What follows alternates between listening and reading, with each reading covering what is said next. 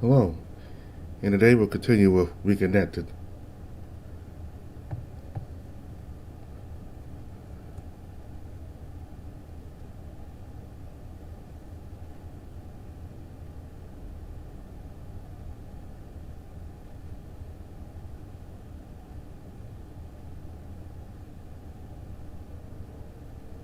Dark, so very dark.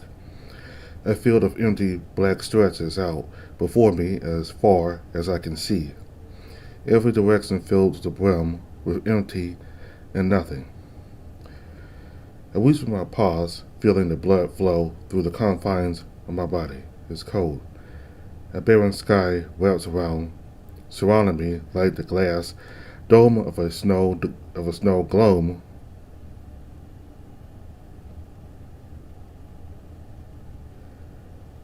A barren sky wraps around me. A barren sky wraps around. A barren sky wraps above, surrounding me like the glass dome of a snow globe being held in the paw of something more ancient than the cosmos itself, effortlessly contained, like a prize on display. Whispers float by on the stale air, drifting past me with a gentle tone before they too vanish into the abyss, swallowed up by the inescapable black of this new reality. Plover. Fur prickles up all over my body like needles on a cactus. The sound of my own name being spoken by something unseen is eerie and soothing. It sounds sweet. Tantalizing. Beckoning. Plover. My eyes dart around, searching for a hint of meaning in this madness. Searching for the one holding the globe. So very cold. I try to move my feet, but I can't. They're rooted in place, held down by twisting tendrils, a saddle frozen by my own inhibitions. My muscles stretch and pull with daft futility. Why do you try to run, little one? There's nothing to fear here. Nothing to fear but fear itself. Be not afraid, and know that I am with you. Plover, you have come so far, haven't you? Done so much. Yet there is still so much to do. The voice cascades down from the heavens above like snow drifting through an icy Titan night. Soft, peace, at ease. You know what you must do, my child. Time is short. My power wanes. Do not dwell in the saddles. You are stronger than this, Plover. He fears you. He fears that which he cannot control, that which is not of his domain. If my body surges forward, gripped by an unseen force, as I'm pulled weightlessly through the event horizon, drifting not only in space, but time as well. It's just me and the light. You are not alone. Not anymore. Feel the light, my child. Feel the warmth. Sense the power. Your power. My palms grip the glow, clinging to it like a lifeline as it caresses my mind. The Dark One desires you. You are the key that fits a lock he never knew existed. Valor, courage, compassion, innocence. To have fallen, to remain, you must know, you must not fall as well. He is everywhere and nowhere. Live in your mind. Live in the saddles. All things must come to an end. The sands of time are sifting, faster than you know. I trust you to ensure that they sift in our favor. It's just me in the light, says purity, so rare to find in the vastness of existence.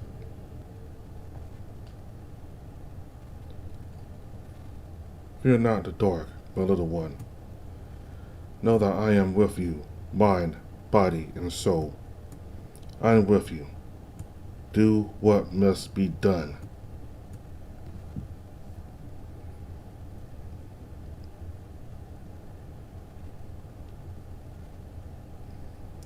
A pail of flutters, a pale wind flutters by the window, speaking in hushed tones.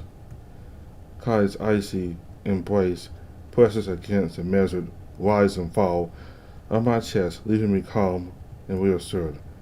Embrace the light. But what? The quick wolf subconsciously pulls me closer against him as he senses my groggy stealing. What a strange dream. Good morning, little one. I feel him yawn behind me, his large muzzle stretching wide as he drives away the sleepiness weighing down on us both. Sleep hangs on his voice like mist, every word slow and heavy, as if the sound itself was too tired to stand on its own. My paw reaches back, patting him on his velvety cheek. Good morning, big guy. How did you sleep? The mattress beneath us gives way as I roll over onto my back, looking up at the ceiling. Damn, it feels good to wake up refreshed, rather than seizing in the hallway. My shoulder presses into his body, creating a bit of space between the two of us as his gruff chuckle rattles in my ears. I was just about to ask you the same thing. Any nightmares, visions? Are you feeling well? Visions. I really dislike calling them that.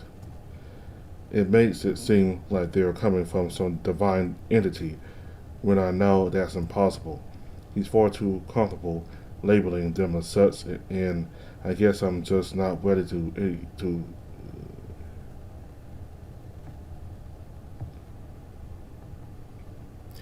He's far too comfortable labeling them as such, and I guess I'm just not ready to even entertain that notion.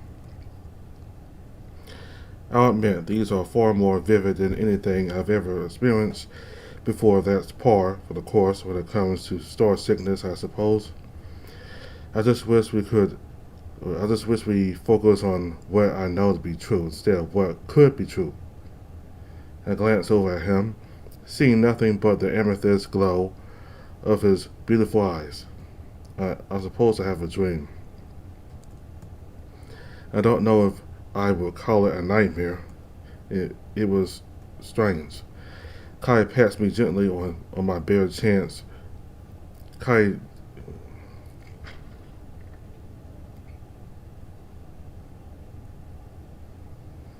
Kai pats me gently on my bare chest with an enormous paw. Would you care to tell me about it? I'm unsure I will have insight into its meaning, but perhaps there is something of value to be discovered.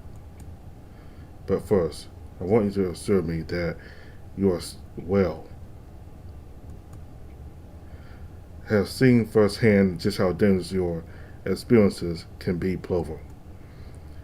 His expression wells up with genuine concern, his paw retaining its soothing pressure right above my heart. Gosh, he's such a nice guy. I really lucked out in the roommate department. It wasn't like the other dreams, not even a little bit. The other ones were dark, evil, like my mind knew just what to sell me to make me panicked and afraid. This one was different. It was calm, almost tame by comparison. Kai nods, his long ears ruffling up against the pillow. We're still staring.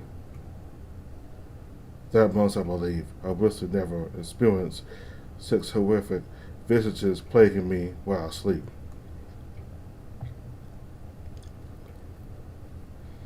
Kai nods, his long ears ruffling up against the pillow. We're still staring. That much I believe. I wish to never experience such horrific visages plaguing me while I sleep. I had nightmares for some time after I fled here, but nothing akin to this. I'm sure that to have a night of respite must be a welcome gift to you, my friend. He lifts himself slightly off the bed, rubbing lazily at his eyes. Well, if you did not see something you would consider evil, then what is it that you saw? I pause a bit as he reiterates his question, trying to recollect my thoughts. He fears you, which he cannot control. To be honest, it wasn't much. I was standing somewhere, sometime. There was absolutely nothing around me, just a black void stretching out infinitely. But it was calming, almost soothing, like I didn't need to run or hide, like I could have spent an eternity there and been at peace the whole time. And there was a voice, an entity perhaps. I'm not really sure what to call it, but it knew me, and it knew me well. Kai's eyes widened in shock as I recount my vision, focusing attentively on every word. Something that knew you, yet it was not malicious. Tell me, what did this thing say to you? He laughs a little under his breath, leaning back against the rigid wall. Is there a chance this thing simply told you who was responsible for the murders? I feel as if that would solve a lot of our issues, Clover. Gods, that would be a dream come true, wouldn't it? No, it didn't say anything like that, but you're right, that would have been pretty handy, wouldn't it? It's all still a bit foggy, but I remember it saying that I didn't have to be afraid anymore.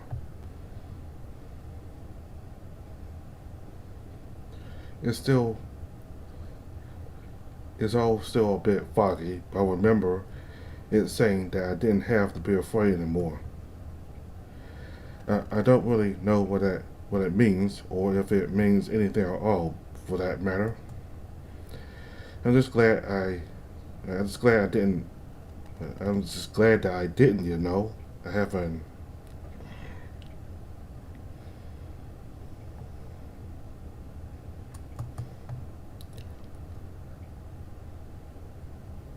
It's all still a bit foggy, but I remember it saying that I didn't have to be afraid anymore. I didn't. I don't really know what it means, or if it means anything at all, for that matter. I'm just glad that I didn't, have another episode. A sudden shiver runs its way through my limbs, and it has nothing to do with Kai's temperature. Anything is better than a fucking star-sick dreams. Who knows, man? Who knows?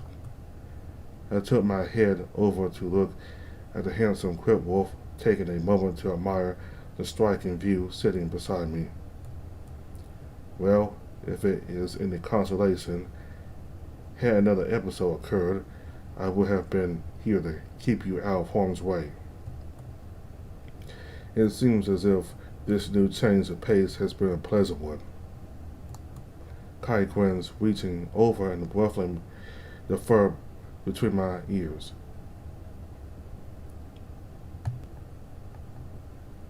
I, for one, am very glad to see you safe and sound. Part of me was anticipating you to thrash and claw during your sleep, so the fact that you were able to truly enjoy a moment of rest is practically priceless. I swept his paw away playfully, giving him a gentle shove on the shoulder. Yeah? And you think that gives you permission to mess up my fur? Kinda rude, don't you think? There's no real bite to my sarcasm as I banter with him. It's just playfulness and good vibes. He's right. I feel better than I ever have since landing here on Xenator. Maybe the star sickness is slowly fading away after all. Or maybe having someone to hold me while I sleep is just that powerful of a cure. Either way, I hope this can be a more permanent thing moving forward. Gods know, I'm sick of waking up foaming at the mouth like a rabid animal, scared and confused. Kai snatches my paw and pulls it up to his face, rubbing his muzzle against my rough pads.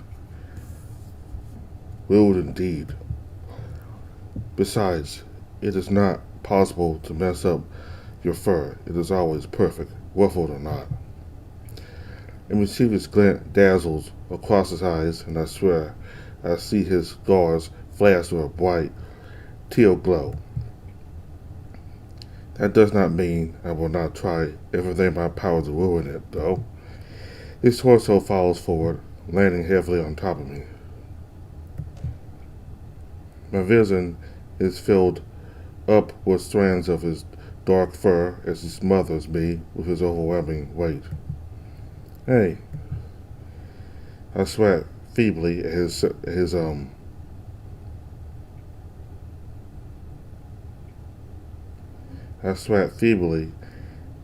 mounds of muscle unable to budge him as he squishes me beneath him.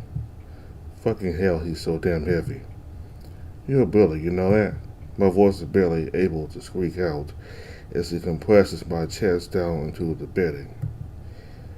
He laughs richly, the rumbling sound coursing through him and into me. Ah, a bully indeed. And yet something tells me you do not truly dislike this, am I correct? I finally managed to shove him off of me just enough so that I can see properly and take a breath of fresh air. To be fair, he let me, but that doesn't matter. I just want to know how he so effortlessly pushing my buttons like this. A deep blush washes over my muzzle as a flush of heat starts to build up inside me. Whether I like it or not is irrelevant. You're gonna actually crush me if you keep this up, you fat lug. I push my paws into his mountainous back, and he rolls off of me onto the floor with a resonant thud. I can't stop laughing at our antics, like this is the happiest moment in his life. Who's a bully now, Plover? Here I was, simply reminding you of my affections, and this is the thanks I receive for such a gesture. Kai waggles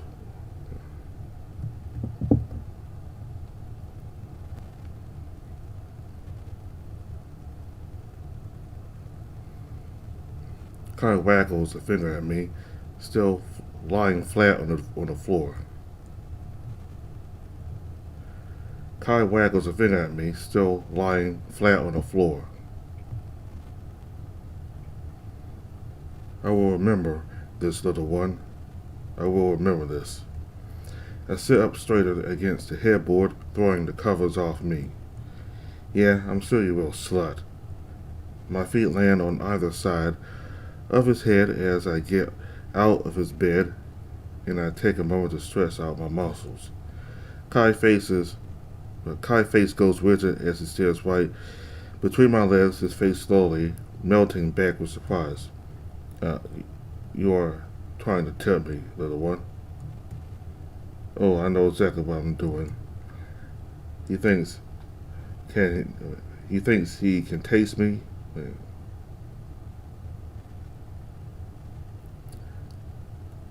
He thinks he can tease me, then I'm gonna tease him too. Regardless of how torturous it might be. Maybe, maybe not. Guess you'll just have to find out in due time, won't you? I step away from him, making my way to the bathroom door. My tail swishes intensely as I move, enticing a deep groan from his lips as he loses sight of me. But where are you going? I did not say that I was done admiring such a beautiful scene.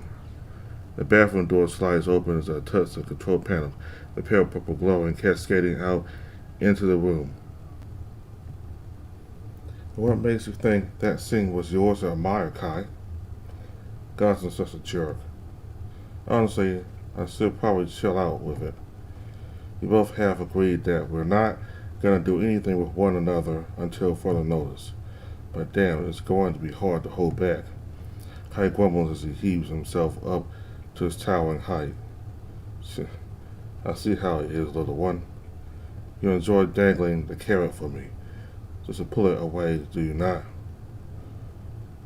His side expression, or his expression, suddenly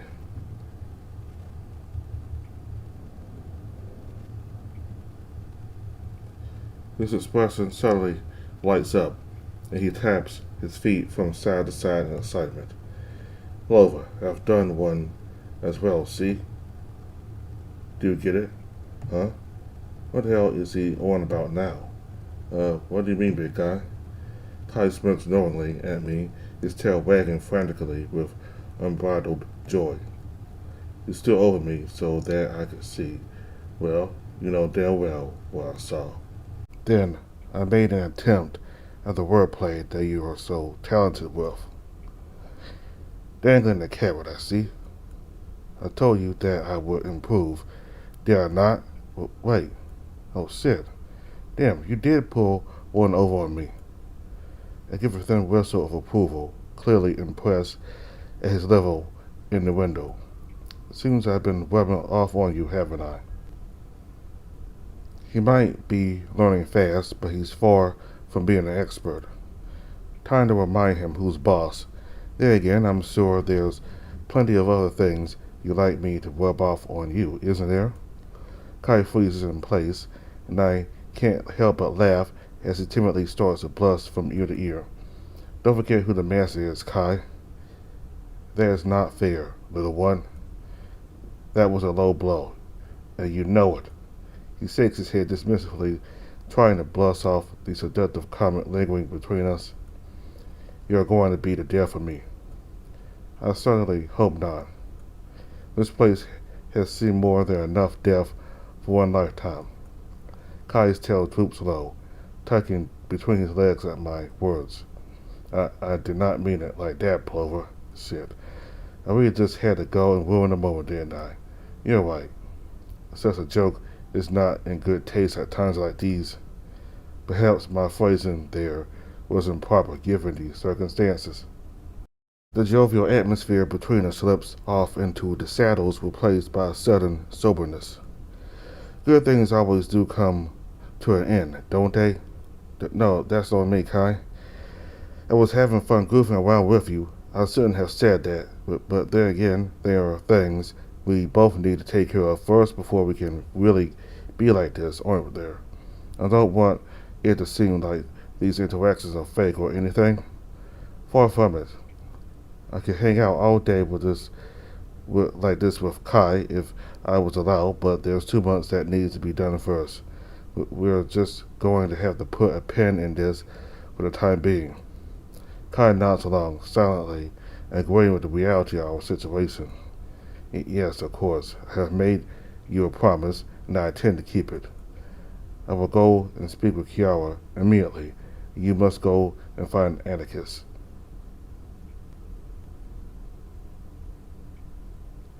We silently,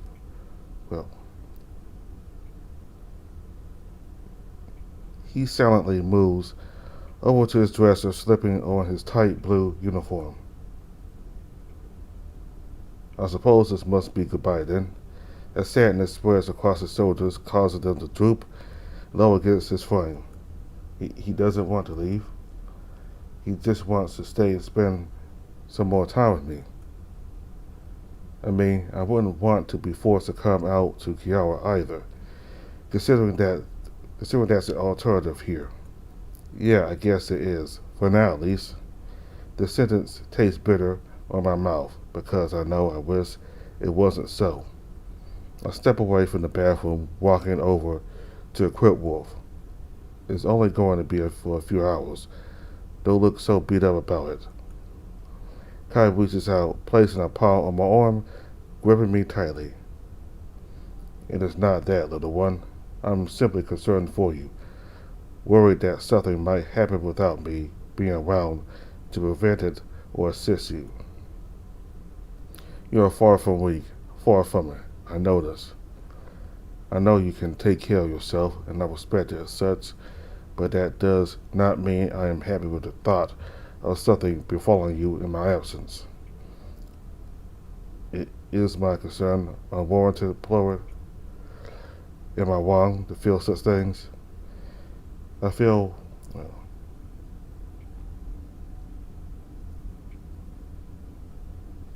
it is my concern unwarranted, Plover.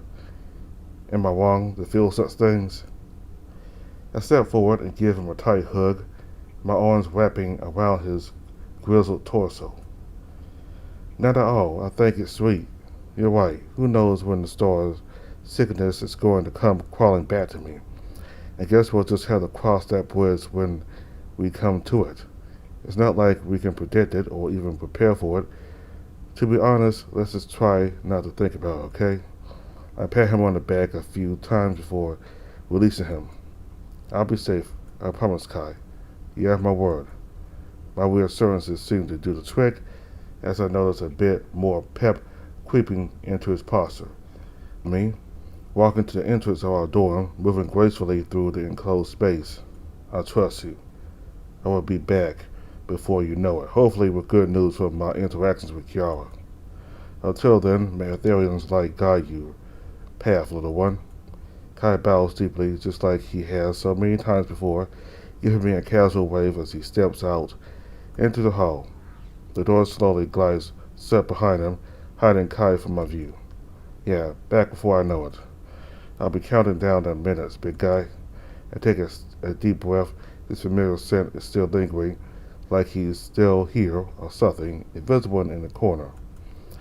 A grateful feeling wells up inside my chest, not because we were able to figure things out between us temporarily, but because he's so genuinely concerned for me. It made me feel special. I know I care for him, but maybe not to the same extent he does in return. Jace was right once again. Kai is a lot more caring than I would have ever given a guy like him credit for. He's looking out for me, and that's very meaningful. But at the same time, I can't help but remember that I don't really know too much about him, all things considered. Then again, maybe that's all part of the journey, figuring one another out and unraveling all of our layers together. There's no denying we have a certain level of compatibility, and we definitely have a very strong mutual attraction. Is that enough? There's an entire galaxy's worth of distance and culture to bridge. But hey, you know what they say. When there's a will, there's a way. But there's no denying that what we have isn't exactly normal. Normally, well, I say normally, but in reality, I've only really had one relationship in the past. Who the hell am I to classify what is and isn't normal, right? A few years ago, way before any of this diplomat business started becoming my reality, and I knew him for like 6 months before we started getting involved together. I've known Kai for like 6 days. My first boyfriend, now that I'm thinking about it, was the total opposite of Kai. He was a bit self-centered, always made himself the priority. It seemed like nothing I did for myself was ever allowed. Like if what we did wasn't to his benefit, then it was worthless. The guy was a leech, and I'm glad I was able to get out of it before I sank too deep into those waters. It didn't work out, obviously, for a lot of reasons, his ego being one of the primary ones. I didn't know he would be like that before I started dating him, though.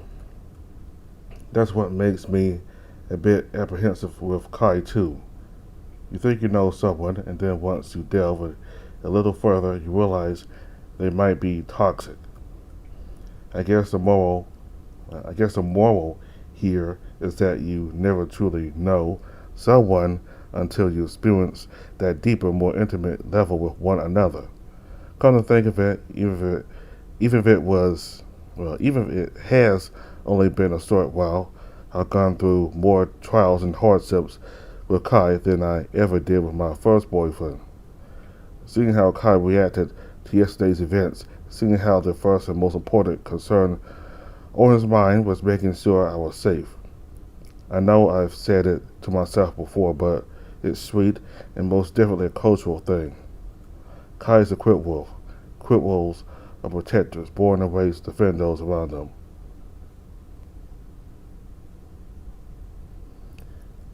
It's why he was so justifiably upset that he wasn't able to keep his dad and brother safe on Kotera.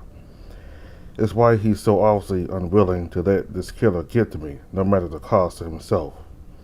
Like this is some backwoods way for him to make amends. Does it bother me that it might be the underlying reason for his closeness to me?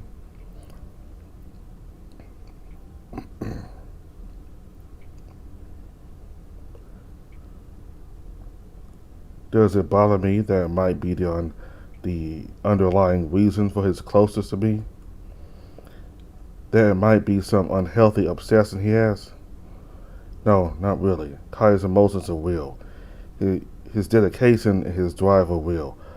Our attraction is real. Why should the reason that they came about be important to me? Not to mention all this is an assumption too. I don't even know if this is really how he's feeling. Just another mystery that's going to be unraveled with time. Kai is the only person on this damn planet I can confidently say gives a shit about me. It's like I said before, I'm done focusing on what could be or what might be. I'm focusing on what I know. And I know that Kai wants this just as much as I do, if not more. Not because he feels like he's obligated to, but because he wants to.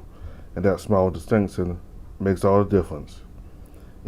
Is that why I'm feeling this way about him?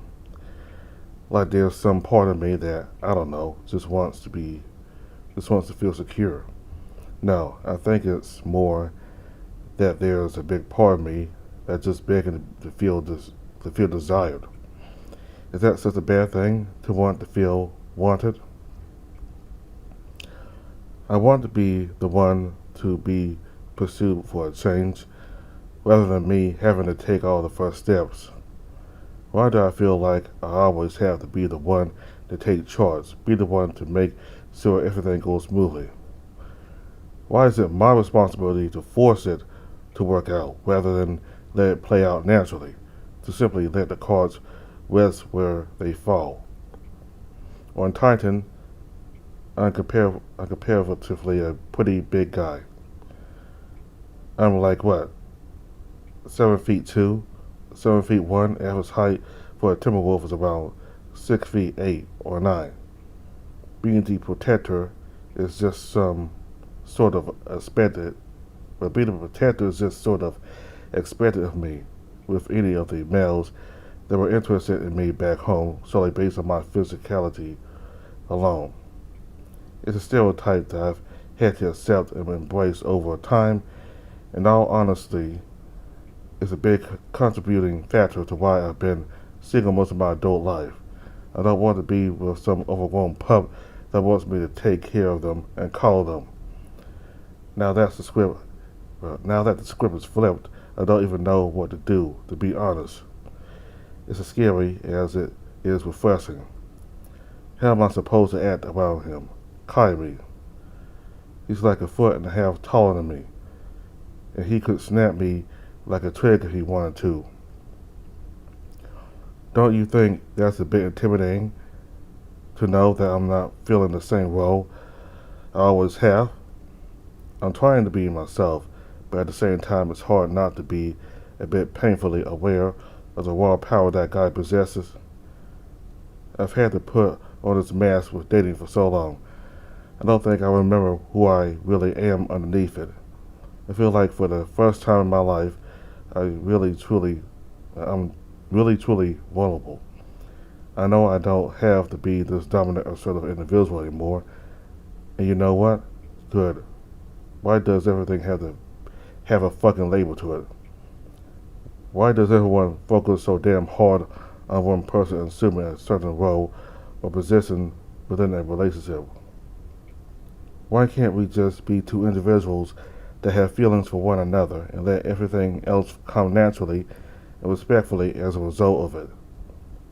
Come to think of it, I don't even know what things are like in terms of relationships on Kotera.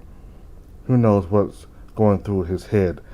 Maybe he's going through the exact same internal debate I am. Kai was right when he told me that before.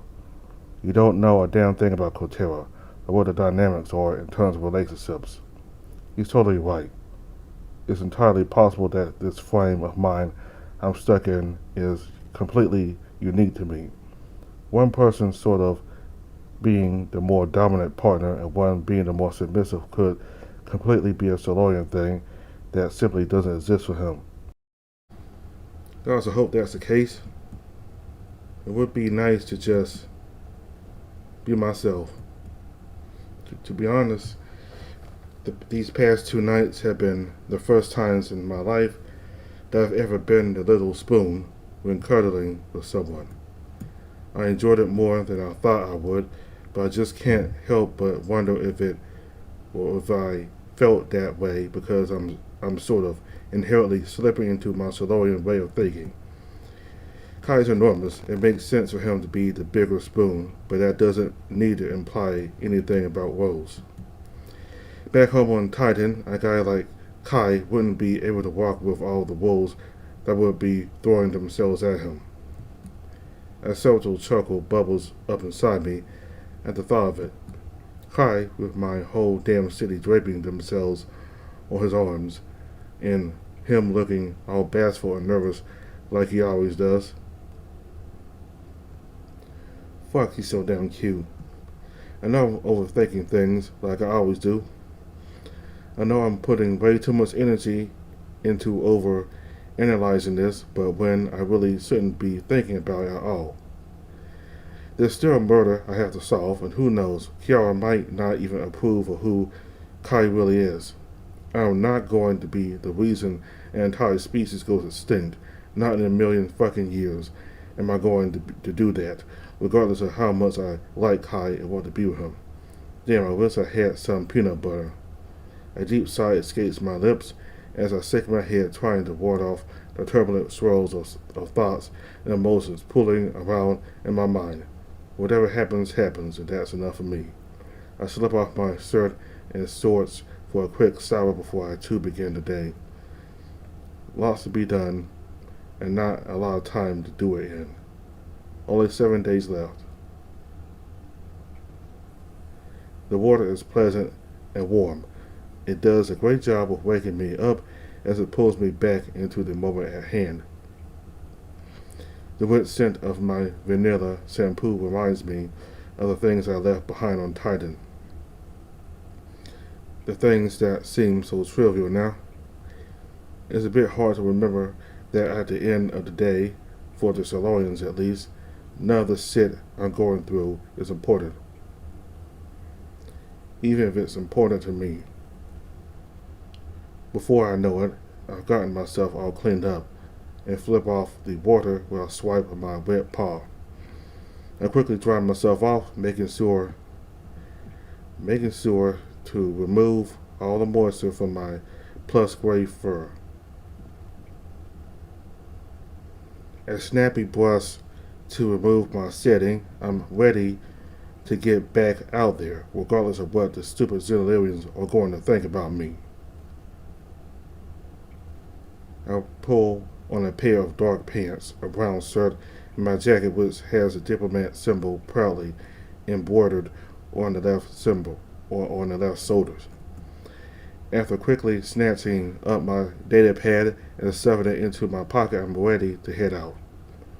Wouldn't want to leave this guy behind again, now would I? I've come to rely on this data pad quite a bit, so I'm going to be more careful about remembering to take it with me.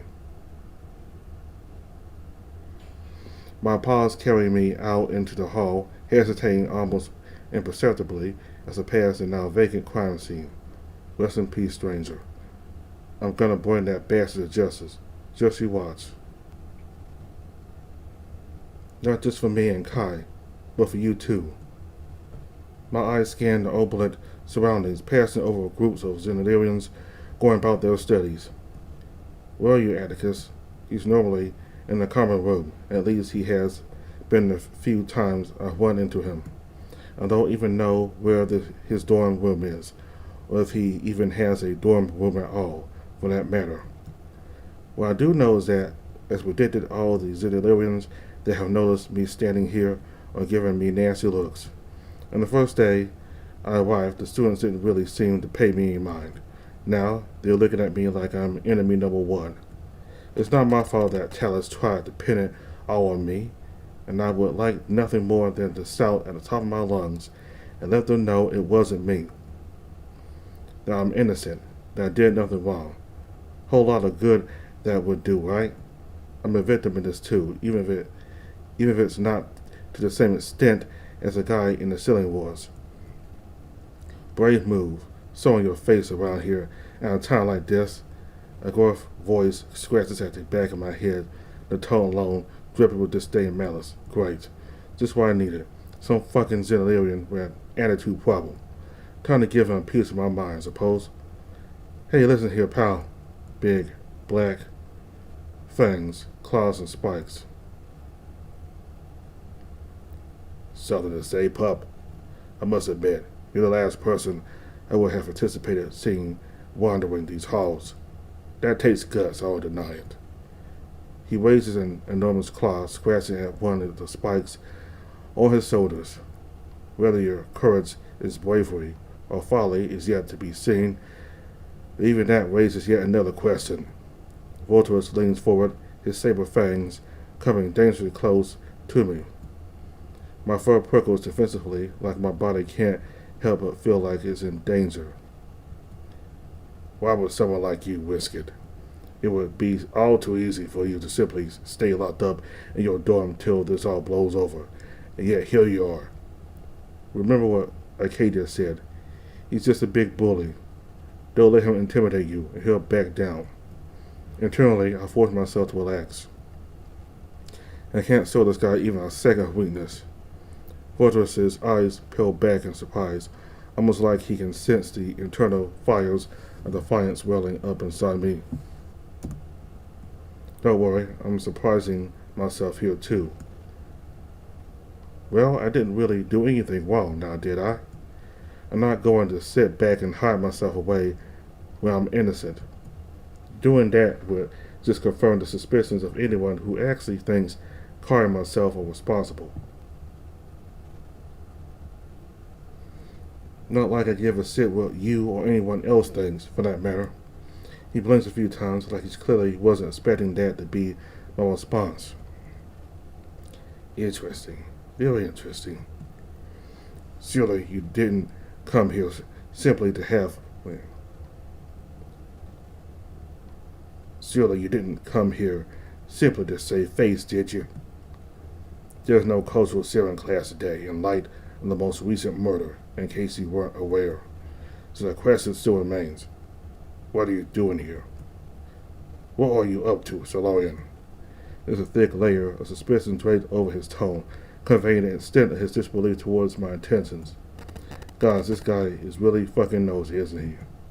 It's like he just thinks he has a right to know everyone else's business. Fucking nobles. Not to seem rude, Vulterus, but it's not really any of your fucking business. Vulterus recoils a bit at my harsh words, and he almost looks offended. Now I'm the one that's a bit shocked by his response. He seems like the type that would prefer to throw a punch opposed to taking a step back. No need to be so rigid, friend. I was simply wondering if I could be of aid, but I could tell that you're not really interested in my help.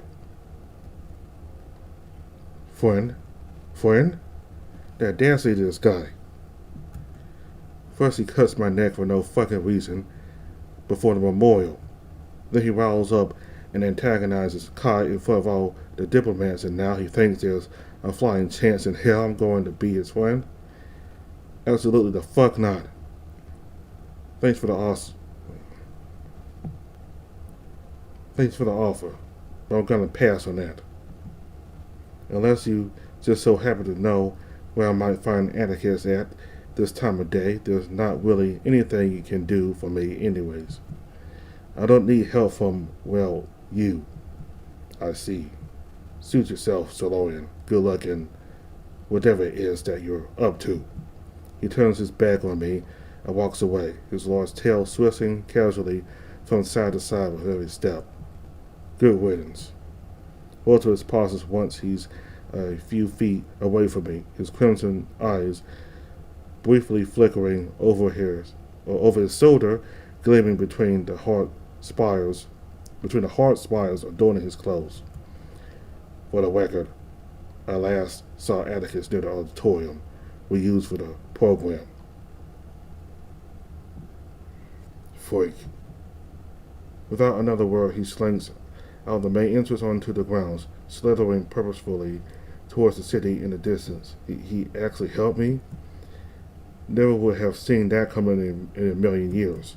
Seems like Arcadia might have been right after all. Maybe he isn't so bad. I'd say all bark, no bite, but I know for a fact that isn't the case. Why the hell would Atticus be in an auditorium, though? He has no reason to be there, alone, too. But I guess I'm going to find out soon enough. I head off in the direction of the auditorium, my strides deliberate as I pass by the tables of students giving me dirty looks. Fuck these guys, honestly. The common room quickly fades behind me, all the toxicity of it being laid to rest as I depart. I make my way around a few corners, but the halls seem to look a bit different than before. On the day Kai took me to the auditorium, I remember passing by classrooms filled with lectures and learning, but this time it's a bit off. There isn't anyone mulling about, and there should be. Weird. Whatever, just one more corner, and I should be able to find Atticus. The claws on my feet clank off the metal floor as I round it, and shit, this isn't the way to the auditorium after all. Gods be damn, I lost. Surely if I just keep walking, this will tie into where I need to be. My frustrated grumble echoing off the walls, and my footsteps are the only sounds I can hear in the otherwise abandoned hallway. The doors here definitely look different than the classrooms. They're more secure. Alright, so I'm gonna stop here for now. So, there's another voice talking to Echo or Plover, and this one seems to be more benevolent than the other one that's been talking to him. It seems to tell him to persevere and to not let the evil one take him over. So, I wonder who this other voice could be.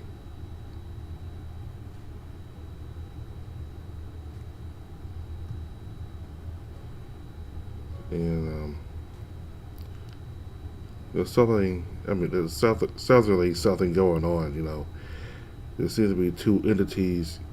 They're in some kind of tug of war between, who gets to kind of steer Clover in a direction. Can this bad spirit steer Clover in the direction of death and destruction and this gore, or this other one will steer him in the direction of of peace and doing what's right and all that. So I just have to figure out. And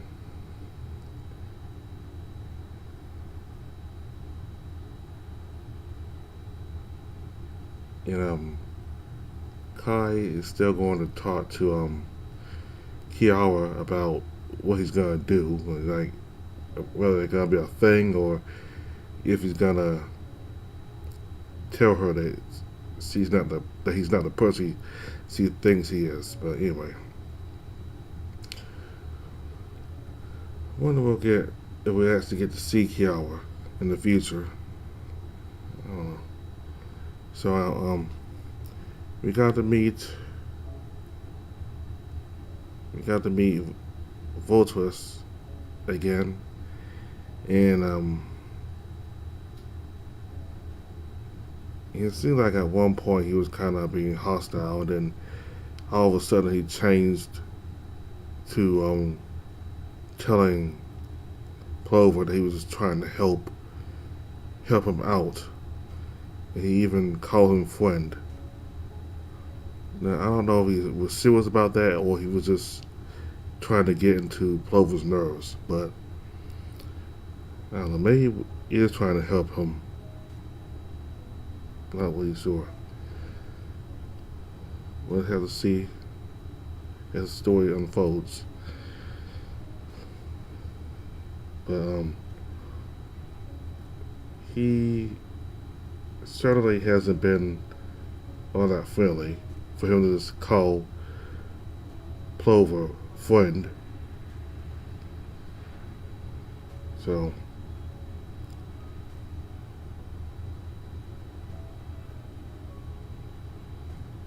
alright, so I think that's all I have to say for now. We'll continue next time, and we'll meet with Atticus again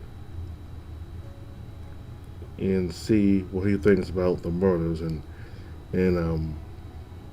the chief accusing Kai and Plover of the murders. So thank you all very much for watching. Goodbye.